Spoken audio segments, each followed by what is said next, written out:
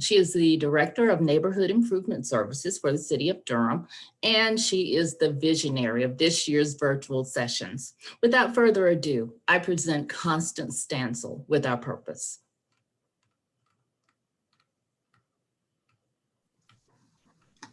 Good evening. As the U.S. undergoes profound transformation, women are playing an increasingly important role in our nation's economy. Women make up more than half of the U.S. population, and their representation in the workforce has increased considerably during the past 5 decades. In 1967, women comprised less than 29% of the U.S. workforce. Today, while women make up nearly half of the nation's workforce, they still face barriers to achieving economic parity and equity pay. Despite this reality, women are empowering themselves as game changers in the workplace and marketplace. They are influencing the course of business and government while positively guiding the success of their organizations and charting their own futures. Our goal tonight is to explore and speak to how women plan and manage financial stability and success today and in the future. We will hear from 2 women who will share their unique contributions as leaders and their opportunities to orchestrate positive outcomes for future success. This is the last of our series of presentations of the city's 18th Annual Women's Forum, where we celebrated Women's History Month, honoring women past, present, and future. We hope we have offered everyone a virtual venue to learn from insightful, diverse speakers and panelists. Thank you, speakers and panelists who brought us a wealth of information. I send my warmest and sincerest gratitude to our city manager, Wanda Page, for kicking off the celebration, and also to the director of the city's Office of Public Affairs, Beverly Thompson, and Amy Blaylock, Public Affairs Manager, for so graciously hosting this series of presentations every Tuesday evening in March. I want to especially thank the women of Neighborhood Improvement Services who have worked hard each week to make these events possible. Toya Merritt, Cheryl McDonald, Jenny Bell, Alexis John, Donna Austin Hill, Melanie Guttrell, Sarah Temmel, and Tanu Gupta. And a special thanks to the 2 men in the background, James E. Davis Jr. and Philip Jordan. Thank you to every one of you who attended either on Zoom or Facebook. It's been a great pleasure and a wonderful opportunity for us to celebrate and honor women in their contributions to the Durham community. Thank you. Thank you, Constance. And I think I can speak for all of us and say how great of a pleasure it is to work with you. So thank you for being the visionary that you are. Now I'd like to introduce Donna Alston Cpa Mba. Donna's passion for financial literacy began when she worked as a credit analyst at American Express over 25 years ago. She is currently employed as an associate director of global procurement at Biogen, a biotechnology company where she's worked the last 16 years in various finance and data management roles. She's a badass, okay? She has degrees in electronic engineering technology, accounting, and business administrations. And to top it all, she's a certified public accountant. Please help me welcome Donna Austin. Hello, everyone. My name is Donna Austin, as Beverly just told you. First, I would like to thank Mrs. Constance Stansel for inviting me. I've been participating or joining these wonderful speakers for the past few weeks. We learned about motivation, we learned about education, we've learned about mental and physical health. And today we're going to talk a little bit about finance, which ties into all of those, because if you don't have any money, you're stressed and your mental and physical health can be very poor. As she said, I've mainly been in corporate America, but I've had a passion for personal finance for a lot of years. I'm born and raised in Durham, graduated from Hillside High School, whoop, whoop. And I also participate on the financial panel for a great nonprofit I want to let you know for kids. Coolkids.org is completely free. It teaches people or kids about finance. So it's for financial literacy. You get stock if you go through the program. You get like $20 worth of stock, and it introduces people to a lot of the topics that I'll actually be talking about today. This is by no means a comprehensive finance course or anything, but these were things that I thought were relevant that I could tell you quickly. So let's get started. Let me make sure, let me share my screen. Hopefully you can see my screen. Can anyone give me a confirmation? Yes, thank you. Thank you. So we want to talk about women and money. So we're going to talk a little bit about how we're stacking up against the men, the impact that the pandemic has had on women. What is financial fitness? Because a lot of people get it a little mixed up and don't know what it is. And then where do I start? You got to start somewhere, and you're never going to get to wealth unless you kind of start. And some people might be, if they got laid off, you might be restarting. So I'll go a little bit in detail about the key parts of establishing a budget and your emergency fund. And since it was recently released this month, the American Rescue Plan Act, which is basically the latest stimulus, that some relevant points there, not everything, but some highlights. So let's get started. Where do we stack up when it comes to money? We know about the pay gap. So this is not that when you take men and you take women, that men just make more overall. This is, we make 79% for doing the same exact work. And you'll see how this impacts us directly for those inequities. This particular Census Bureau is from 2017. I saw something the other day I was reading on, and it's at like 81%, not huge differences, but you know, for every dollar we're making, let's say 80 cents on the dollar, which has a long-term impact. Our credit scores are, you know, nearly the same. This is where you get into not having as much money. Open credit card. So it doesn't seem like a lot, 3 versus 3.7, but that means that we probably have more debt being women. And it also means we're probably paying more interest. So we're paying more for every dollar because we're paying interest on our money. Student loans, huge, huge, huge. I was telling one of my friends the other day, she told me she has 3 kids. She's put her first child through college, and she has $150,000 in plus loan debt. And I was like, oh my gosh, when are you going to ever retire? Because you can't get rid of student loan debt. But it shows that, and I was surprised that these numbers were that high, that for men, they've paid off their debt within 3 years of graduation, 44% of their debt, where women are 33%. That's 11. And that means that we're paying longer term, and again, more interest on our money. So that interest is accruing and accruing at a longer rate. So then that means we're at a deficit at some point. Rainy day funds is the same as emergency fund, 58,000 on average for men, 33,500 for women. 25,000 difference in the bank for rainy days is a pretty significant amount. And then men have 50% more in their retirement and savings account. So this shows you not only the inequities we have, but that 80% that we're getting versus 100% that we're not making, this has longer term impacts. And women have other challenges as well. They have to deal with, if you have children, you have to go out the workplace. And I think the pandemic has showed us a lot that women have had to change their schedules, adjust their jobs a lot more when the kids came in the classroom into the house. So this just gives you a little bit of visibility of where we're stacking up as women against men.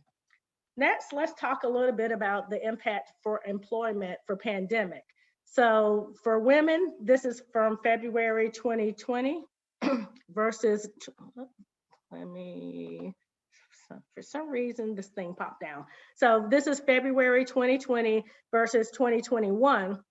And you'll see that 9.7% of Black women, 8.6% of Hispanic and Latino women have lost employment or had changes in employment compared to a year prior. You have Black men in there as well, and white women at the bottom, but this shows you where historically this will impact us, because the bigger that number is, the longer it's going to take to recover, because we have a lot more people to recover. So I think in a few years, we'll see the lag time of when Black women actually caught up at some point. But unfortunately, we have been adversely, particularly minority women have been adversely impacted when it comes to the pandemic and losing employment. And I'll talk a little bit about that. That's why I put some stuff about unemployment in for the stimulus that we'll talk about later. So what is financial fitness? And a lot of people get this messed up because they think that being rich or getting, your car you want and bling bling and stuff. Nope, that is not what financial fitness is. It's having the money you need when you need it. And that's, I'll talk about a little bit about needs versus wants, but you have to have a financial plan. And that is encompassing of a lot of different things. I'm not going to go through every little thing on this slide, but it's your cash flow. That's your disposable income that you'll have. It is your asset allocation. Like, what are you putting in investments? Are you a high risk person or a low risk conservative person? What are your major purchases? Are you buying a car? Are you buying a house? You need to plan for that. That's not anything you can just do on the fly. Everyone knows about putting money in their retirement. I'm going to step back and talk a little bit about estate planning. We'll talk a little bit about that for when we talk about your actual financial accounts. But we've seen with the pandemic, so many people have passed or gotten sick. Estate planning is so important. If you're going to put in all this work to get these assets, you need to make sure you're going to have you and your family protected. So that is having, power of attorney in place, so your health and financial situation, if you get sick, someone has access to do it. It is having a will in place, because that is one of the key things, is to make sure you have a will in place, because if anyone knows that if you don't have a will, your money will be stuck and your assets will be stuck in probate for 2 to 3 years on average. So that means your family will not be able to get all that money you worked so hard to make sure that you had in the bank. So estate planning is a huge part of having a complete financial plan. So what can we do and start today? Needs versus want. You got to be true to yourself. And this is where this is the hardest part about budgeting and money, because I'm a shoe gal. I love shoes. So I might have I might see a pair of red shoes I want. Now I have a closet full of shoes. Do I need those shoes?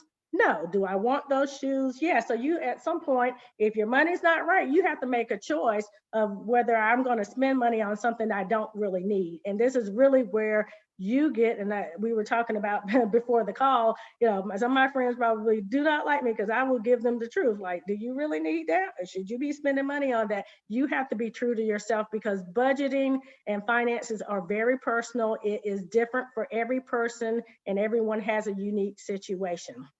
You want to establish a budget. I have a slide on that, so I'm not going to cover that here, as well as an emergency fund. But these are things you can do and start today. Review your financial beneficiaries on all of your accounts. This is key, kind of with the whole estate thing. So anytime you have what do they call, an event in your life. So this could be a divorce, a new child, a death in your family. You need to look at all your asset accounts. These are your bank accounts, your insurance policies, your 401k, and make sure you're updating this. Because let me tell you why. Let's say you were married, you got divorced, and then something happens to you. Do you want your ex-husband to get your money? Because even if you have a will and have your ex-husband, and have somebody else on there, if his name is physically on there as a beneficiary on that account, 9 times out of 10, he will be entitled to the money. Now, you might can get a lawyer and all that, spend money for that, but just simple updates, reviewing these things anytime you have a life event makes sense. And this is something you can go to do today. These are on almost all financial accounts will ask for a beneficiary. And contribute to your retirement. And I'll say, I want you to do more, but do at least up to your employer match. And a lot of employers now are automatically enrolling people in, because this is free money. So if you put certain amount of money in and it says to match it, they're giving you, if they're matching it, they're giving you free money. And a lot of times this is pre-tax money. So it's not as much coming out your check, but if you have to give a sacrifice, do this, because you're really actually giving up free money if you don't contribute, if your employer matches. So I keep it simple. Income minus expenses equal your disposable income. For your personal budget, this is what your income is. So this is your paycheck, and this is alimony, this is your child support. Whatever funds you get in your account is your monthly income. Expenses, this is where people get mixed up. You have your fixed expenses that are like your rent, your cell phone, your car payment, and then you have your variable, which is like your electric, gas, and things like that, grocery. So what people always do is they concentrate on what they have monthly. You have to plan for everything. So you know, you have certain things. You have your car taxes that you have to pay, and registration you have to pay every year. If you know you have to get clothes and school clothes for your kids and school supplies in August, you need to plan and start putting that in monthly. So because if you don't have the money normally every month, that means you're going to put it on a credit card and pay interest. So you need to be putting that in your savings or putting it in your normal budget to make sure you're planning for that. Christmas is a big one. A lot of times people are not planning. If you know you're going to spend $300 or whatever for Christmas, start planning for that, because that's why everyone puts stuff on credit cards and you're paying interest after interest on that. Tithes and offerings, you know you're paying your money in church. If you know you're going to have Women's Day and they're going to ask you for $100 or $200 and you want to pay it, you need to plan for it. So that's the part where a lot of people miss out on just looking at monthly stuff. You have to look at stuff that hits periodic as well. Personal budget, you also need to put your monthly savings in there. So if you're trying to set up an emergency fund, or if you're actually trying to save for a car or vacation or something, that should be separate. So you need to start putting money in there. And then once you get enough money, that's when you really should be going on vacation. So you can put it on your credit card, but ideally you would pay it off because you've already paid for it. So this is the personal things that you have to look at. And this is actually someone's budget that I helped with. And you'll see that, you know, they thought that they were good, but they didn't even have enough income to pay their monthly expenses, let alone savings. So then, you know, he had to go back and tweak some stuff here, like, you know, your entertainment and stuff like that. So, but these are real things. And this is, you have to keep looking at it.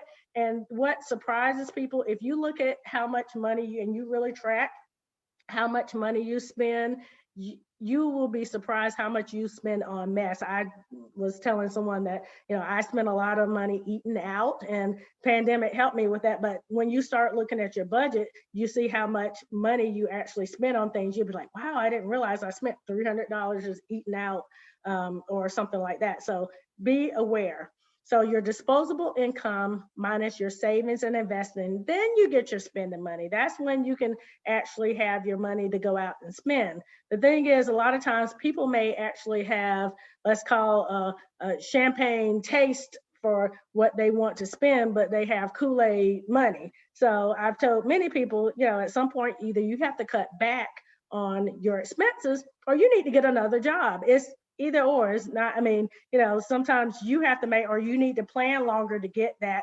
car or whatever you want. So it makes it pretty simple. Talk a little bit about emergency fund. It is just that. It is for emergency, for job loss, medical or dental emergency, unexpected home repairs, car troubles, unplanned travel expense. We had a lot of that with COVID, people having to go to take care of people or go for, you know, funerals. Not for vacation and Christmas shopping. This is not what you dig in for that. That's what you have your savings that you're putting aside for. That is not your emergency fund. How much do you have? Start with the $1,000. So the 3 to 6 months, as the ordinance says, 8, it really depends on your family. If you have a 2 income family, then you might get away with 3 months. If you're a 1 income family, is you might need 6 months. And if you have kids and you're one income family, you might need more than that because you have to supplement for what you might be missing out. And this is monthly fixed and variable expenses. And that is not like your Netflix and stuff like that, because you really don't necessarily have to have this. This is the basics that you need to keep the lights on, the bills paid, because that's what you could cut. But that should be what's in your emergency fund. You want to make sure these funds are places that you have, like a high yield bank account, a savings account. You're not getting much money interest in a savings account these days, but have it somewhere that's liquid, that you can always pull it out, that you don't have to sell stock or anything. Money market accounts. Roth IRAs, you can technically do it. I wouldn't put that as the first thing, but since Roth is after tax, you can actually pull that money out without any penalty. Not the interest that you make, but the actual money that you put in there. Because of after tax, but go with the money market or savings account first and automate it with direct deposit. That way you won't even miss it, and then it'll just come out your account and just like a regular bill, it'll and go to your savings account. The American Rescue Plan Act of 2021. So these are a few things. I don't have any PPP and all that other stuff in there, but these were some things that I really thought were significant. $1,400 for individuals. I know a lot of you got your check, so $2,800 for married filing jointly. The $1,400 for dependents was impressive to me because I know before it was $500. So if you have multiple kids, this kind of really helps get people on track. And what this plan was intended to do is put money in the pockets of people now, so they are able to use it and hopefully not having to wait to next year to get a refund. Also, unemployment, it surprised a lot of people that if you were getting unemployment, that you actually had to pay taxes on unemployment. So what this did was exempt the tax for $10,200 of your unemployment for the first $10,200. And the different thing about this was it was the adjusted gross income of less than 150. Normally stuff is like 75,000 for single, 150 for married filing jointly, but this is 150,000 right under, so 149.99 underneath that you would qualify for this. The thing is, this came after a lot of people had already filed their taxes. When I went to a CPA class to get this information for you, at that time they said, no, you need to file an amendment. But then I checked right before the IRS said that they should have the information if you've had unemployment, and they said don't file. But this can this not paying the taxes for $10,200, this can equal like $1,000 or $2,000 back on your taxes. So keep an eye on that and keep a eye on whether or not they eventually say you need to do an amendment. Also, we have a tax deadline. They did move it out a month, so the federal and North Carolina tax has been extended to May 17th. Federal unemployment benefits, a lot, if you were getting them, they were extended through March 6th, and that's additional federal, not in addition, and that's in addition to your any state that you were getting. Coming through this tax credit, and I know I'm going really fast, but I don't want to take up other people's time. The tax credit this is for 2021 only. So what you see here, anything that says a credit, these are actually just for this year, for this fiscal year, and you'll file for 2022 next year this time. But the child tax credit, these were some nice numbers that they increase, is refundable, and it increased to $3,000 per child from ages 5 to 17, and $3,600 per child under age 6. So this was really good. And one thing that's unique about this is the second half of the year, from July to December. So let's say you have one child that's in the 5 to 17 range, and you can take that $1,500 and get monthly payments. So this is putting money in your pocket this year on a monthly basis. So you'll be able to have this to help with your kids from the pandemic. And then you can file the remaining half when you file your 2021 taxes next year in 2022. But this is a great benefit because normally you don't get this money where you can just get the money. I know this is probably really quick, Also, you have a child independent care tax credit. This increased from $3,000 to $8,000 for one qualifying individual, and from $6,000 to $16,000 for two or more. So this is $5,000 and $10,000 respectively that you can get additional for your child tax credit. And also earned income. I thought this was interesting because this did not apply to a lot of young adults. So it was decreased the age from 25 to 19, and it is they can't, it's not for full-time students, but if you're a working adult and it's 25 to 19, you will qualify for, and they've actually upped the maximum amount for households, and that increased from $543 to $1,502. So they're really trying to put money in the pocket for people. And so I thought these were some good things that were highlighted. And it's a good amount of stuff in that bill. So if you want to have some reading, it has a lot of stuff in there that you can benefit from. So thank you, everyone. And I'll turn it back over to you, Beverly.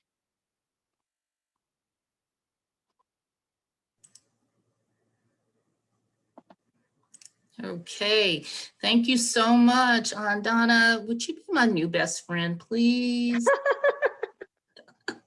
I could use some help in planning, because I used to think, everybody needed 6 pairs of black shoes, okay? Pumps. So I'm starting to rethink that, okay? There's a kitten heel, high heel, medium heel, but you can never have too many pairs later, okay? Let's just get that out there. Okay. Donna, thank you. Thank you. Our final speaker tonight is the City of Durham's own Emily Desiderio. Emily is the finance director of the City of Durham's finance department. She served as the acting finance director and also served as a treasury manager at one point, handling all of the city's debt, investments, banking, billing, and collections, all of that just before she recently obtained the permanent position of Deputy Finance Director. Congratulations, Emily. Okay, we'll turn it over to you. Thank you. Good evening, everyone. Thank you for having me be part of this conversation. I'm really excited to kind of talk about myself more, a little bit about what it's like to work in finance, and kind of what I've learned along the way. So just to give you a little bit of background about myself. So I was actually born and raised in Central New York. At a very young age, I had dreams of becoming a hurricane specialist. Obsessed with the Weather Channel, I was determined to be a hurricane specialist from upstate New York. Not really quite sure where I landed with, or how I came up with that, considering upstate New York is more known for the snow capital rather than hurricanes. And needless to say, I was terrified of thunderstorms as a child. But at the same time, my parents had always instilled in me the value of a dollar, working hard. And as a student, I've always loved math. So when it came time for college, I knew I would be happiest doing something involving numbers. So I eventually went and graduated with an undergraduate degree in economics. And out of my graduating class, I was the only female to graduate with an econ degree. At the time, I didn't think much of it, but now looking back on it, I kind of wish there was more female representation in the econ world.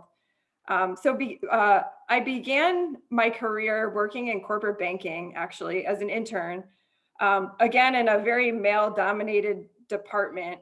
I was kind of new to the career world, new to the working world. And one of the tips my parents always gave me was, when I had started working, obviously Donna stressed the importance of investing in your 401k. They also mentioned to me, hey, when you get a raise, make sure that you're taking that raise and putting it into your 401k. So a 2% raise meant a 2% increase in my 401k. So I've kind of always lived by that philosophy that my parents instilled in me when I first began my career. I had stayed in banking for close to 10 years, and they had provided me the resources and funding to be able to go get my master's degree from Syracuse University, which I'm very grateful for, because as Donna mentioned, tuition for education is extremely expensive, and more and more people are leaving with loads of debt. So the opportunity to be able to have my master's degree covered, all expenses paid, has been a true blessing. I eventually relocated to North Carolina in 2016 with my husband. And one of my goals was always to work in government.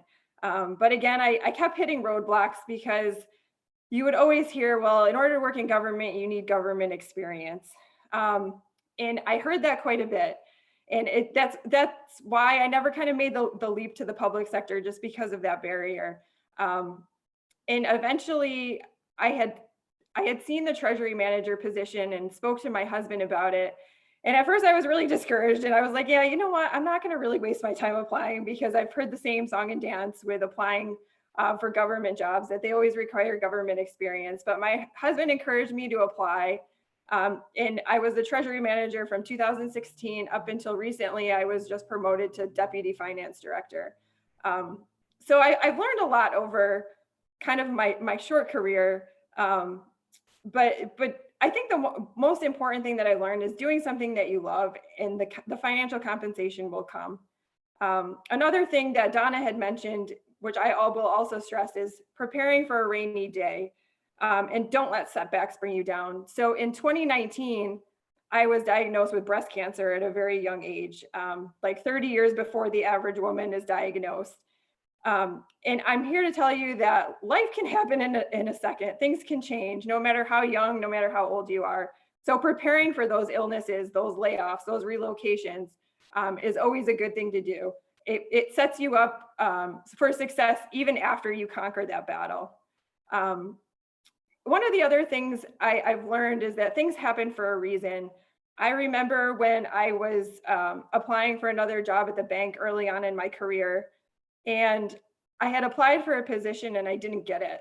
I was pretty devastated at the time. But looking back in hindsight, had I got the position, I probably would have never ended up at the city. So I always believe that things happen for a reason.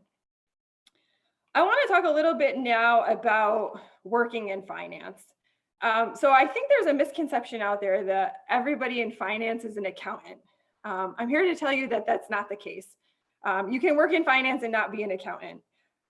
Specifically within city finance, there's multiple divisions that include treasury, general billing and collections, risk management, purchasing, accounting services, which includes financial reporting, payroll, and accounts payable.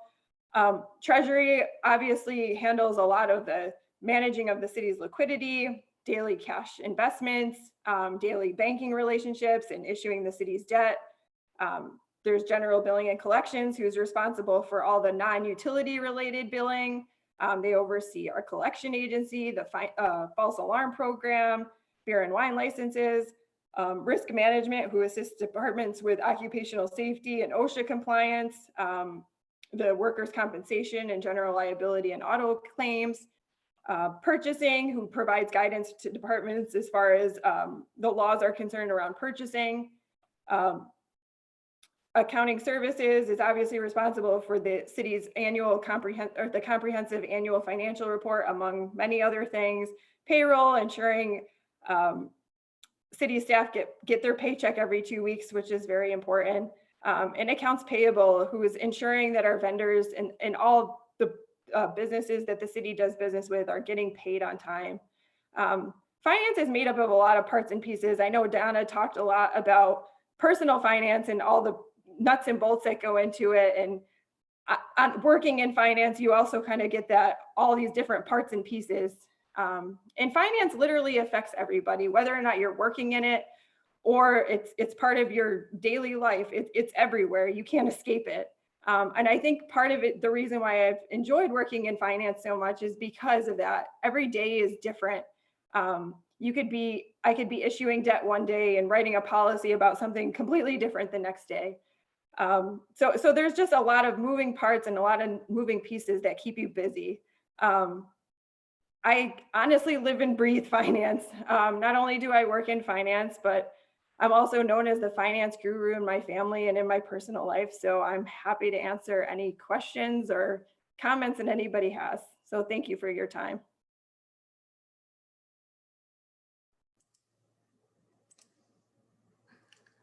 Okay, let me start my video. All right, Emily, thank you for that. Very interesting background.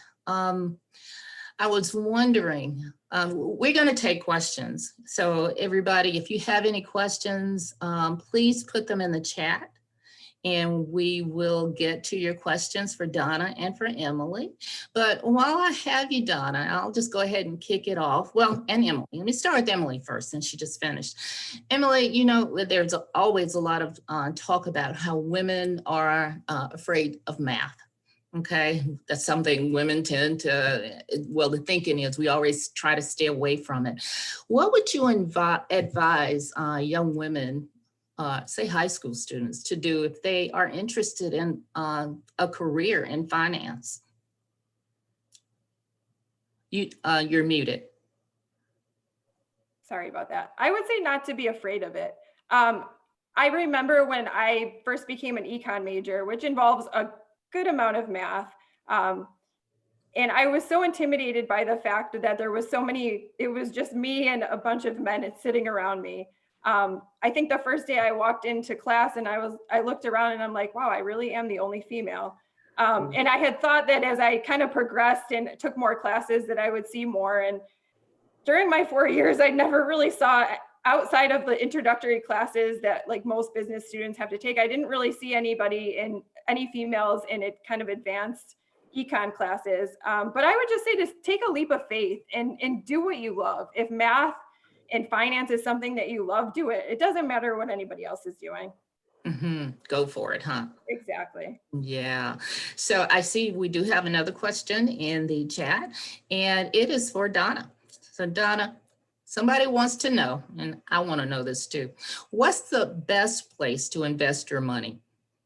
And that is Tasha Fullmore. Yeah, now that is a loaded question, and I will give a disclaimer that if you go in and invest your money and lose it, don't try to sue me, right? So that's always a sticky thing. But what I would say is it's very dependent on the individual. Some people are high risk people. I'm a medium risk type person. So it really depends on your individual risk level. And also it's hard to beat the market. So I don't know if you know who Warren Buffett is, but he always says that it's hard to beat. So unless you do this on a daily basis and it's your job and have a financial planner, it's hard because you have to always look to see what's happening with the market, right? Like when it crashed all the way down before, you have to really watch that. What I like to do, and like I said, this is a disclaimer, I like index funds and exchange traded funds. They follow the market, and they're and mutual funds. They are diverse in their balance. They have some different risk in there, and you can do large companies, medium companies, small companies. And so I say to stick to something that has a good balance. You can go in and like you have the GameStop and stuff like that, that you can go in, but that's always a risk because you got to be able to jump in there and jump out at the right time. Wow. So it's really dependent, but it's a lot of materials out there, but I tend to like index and exchange traded funds. Okay. All right. Next question is for Emily. Bonita Green wants to know, what is the best way for young parents to save for their children's future? Is purchasing life insurance policies a good plan? I would say specifically for my parents and the guidance that they gave me. So I know they put a little bit of money aside, as much as they could, starting for me at a very young age. But the best advice they gave me was when I was picking a school to go to for college, because as I mentioned, saving for college is very expensive. The best advice they gave me was to get me involved in the conversation about how much it costs up front. Because I think when you go to college, you don't really pay much attention to the price tag. You're more concerned about going to some school based on some other factor. And you don't really pay much attention to the price tag until after you graduate and you start paying for it. So I guess the best advice I would give is to have those conversations up front with kids going off to college and making sure they understand the long-term effects of deciding, hey, I want to go to this school, but making sure they're aware, hey, this is how much this school is going to cost you when you graduate. And also just putting away what you can. Not everybody has the financial means to put away for their kids for college. But every little bit helps. And I think it's important to stress the value of kind of compound interest. So if you put in a little bit, it'll continue to grow year after year. All right, thank you for that. And this is from R, and this is for both panelists. This person asks, if you had to choose to pay down credit card debt or save for a rainy day fund, which should you do? I think it depends on your financial situation. How high is your credit card interest, right? If you have a very low interest rate, or if it's $0, then that's one thing. Or if it is actually rainy day, like I would not want to pay interest on something. And you can maybe do both. You can pay both and put some money down. So you can multitask when it comes to finances. So you might allocate some for your rainy day, so it's coming out, and then allocate those. And with credit cards, you got to be tricky, because particularly if you have different ones, it's not always the same strategy for everything, because you might have a small balance that has a lower interest and a higher balance, so you have to pick and choose. It's very specific to whatever your rates and how much debt you have, but do both if you can, So hard to make that decision sometimes, Donna. That's why I need you in my life. Okay. I told you, my friends are like, I don't want to hear from her. So. So Donna, you mentioned the stock market. This is from C. C wants to know, do you recommend trading stocks, and should you use E-Trade or a broker to save money? Now it's very cheap to go and do stocks for yourself. So now you have E-Trade. Almost all of them have very low fees if you're doing the trading yourself. So that's a really good thing.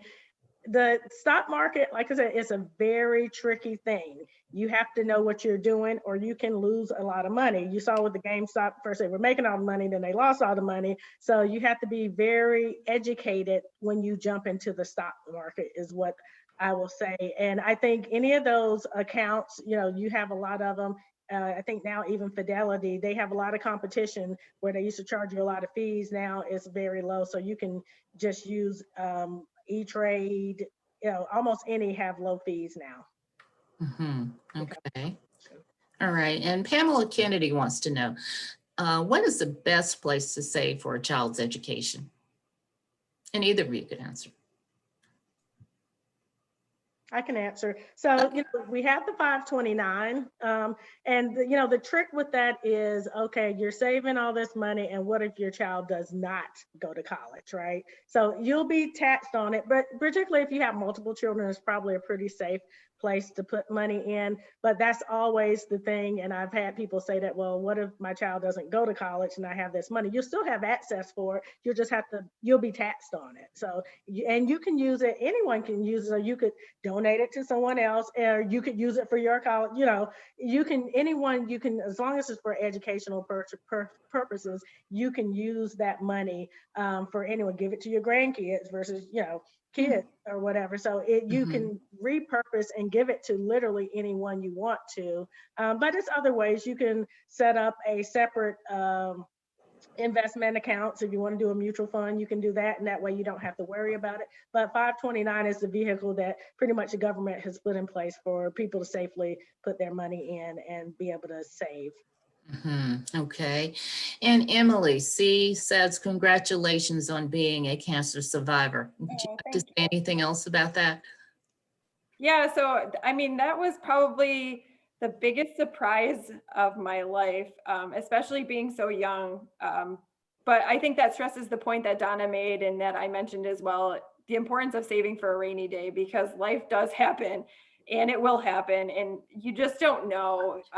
Because something like that, even with great insurance, there's still a cost to it, and it could really set you back if you're not prepared for it. So I do stress the importance of saving for that rainy day, because you just don't know when it's going to come. It could come at a young age, it could come at an old age, and we all hope that it never comes, but I think that's just life.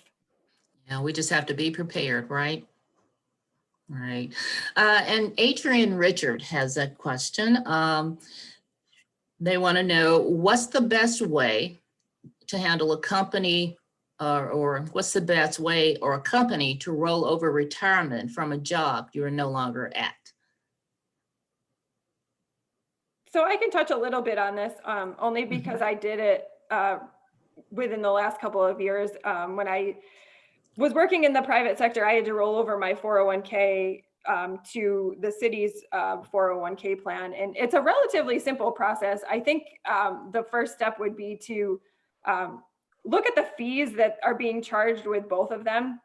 Because I think you'll find that in most cases, the employer is paying for the fees attached to the 401k.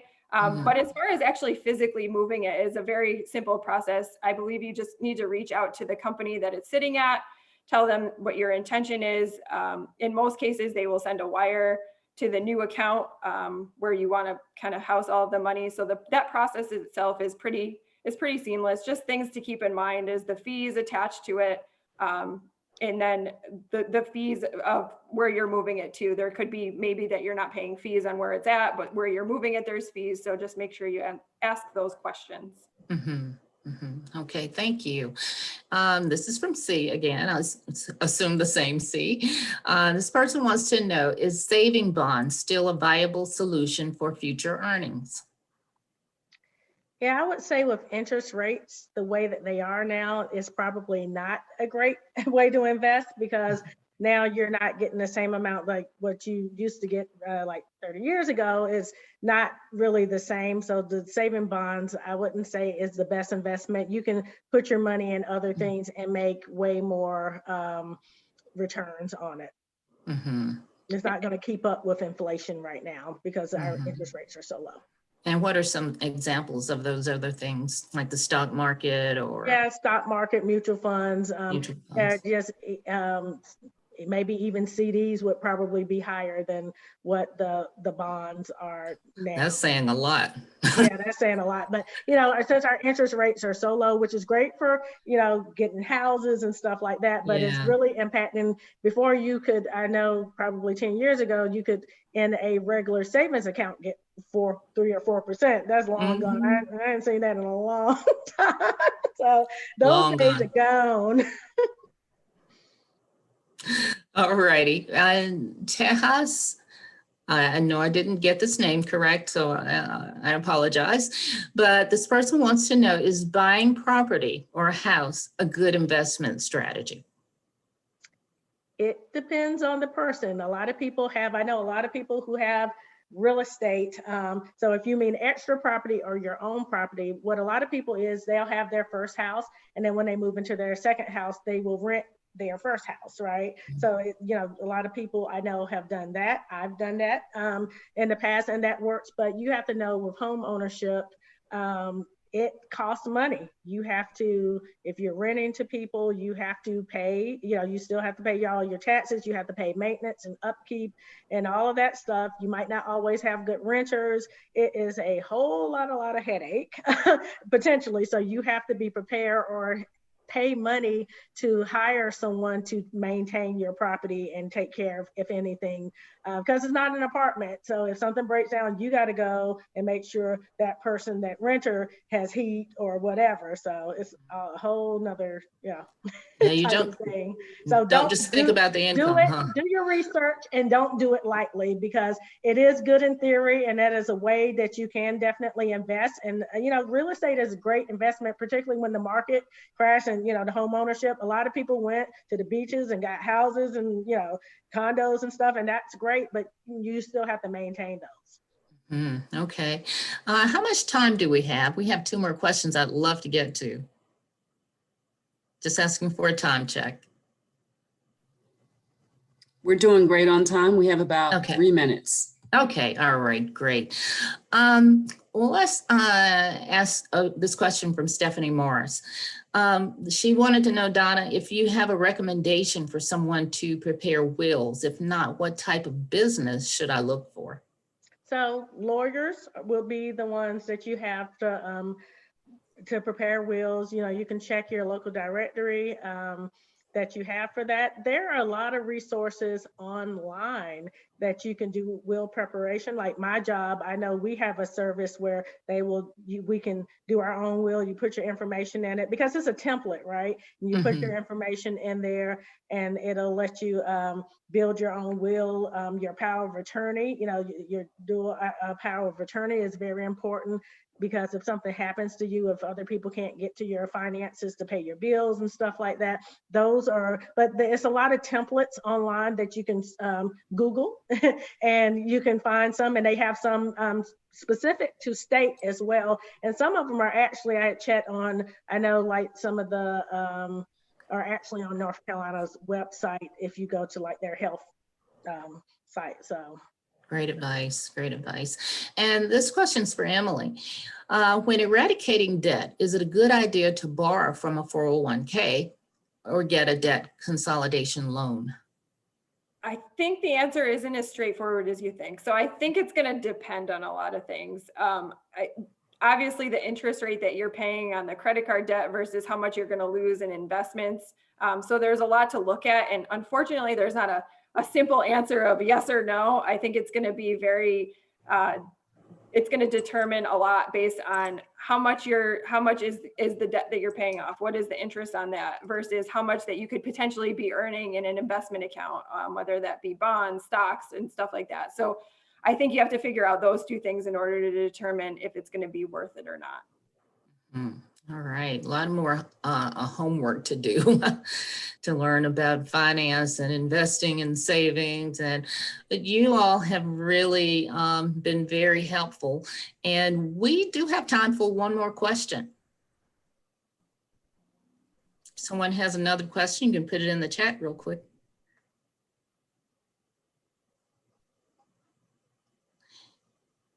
Okay. I see one from Constance. From Constance, okay. Why is it important? Oh, yeah. Okay. Or what are the advantages to start early to save or have a 401k? I think, you know, the earlier you can do any of this for a 401k, if you start now, like if you're young and you start, literally you can put in a little bit of money and that money is going to grow and grow, you know, the compound interest and all that stuff that everyone talk about. You'll have, if you start in your 20s, you'll easily have $1 million, $2 million, depending on, you know, returns and all that stuff. But if you're starting in your 40s, you have less time to make that up. So saving early. And like I said, I like to multitask. Put some in retirement, put some in your savings. But after you get your savings and you get your emergency fund, though, everything else can go into investments and go into the other stuff you want to do. So, you know, and emergency fund is kind of, once you get it, it's there, you keep it there. You know, you have to revisit to make sure as you make more money, you might have to put more money in your emergency fund, but once it's there, you have it. And then that's when you can go and start, like my slide said, you can start building on your investments. And that's when you really start building wealth. At that point, so. Okay, all right. And we do have one more question from Adrian. She wants to know, should I try and pay my house down, even if this is not the home I will be in forever? Like make an extra payment per year. Should they do that? Depends. How much do you owe? When are you leaving the house?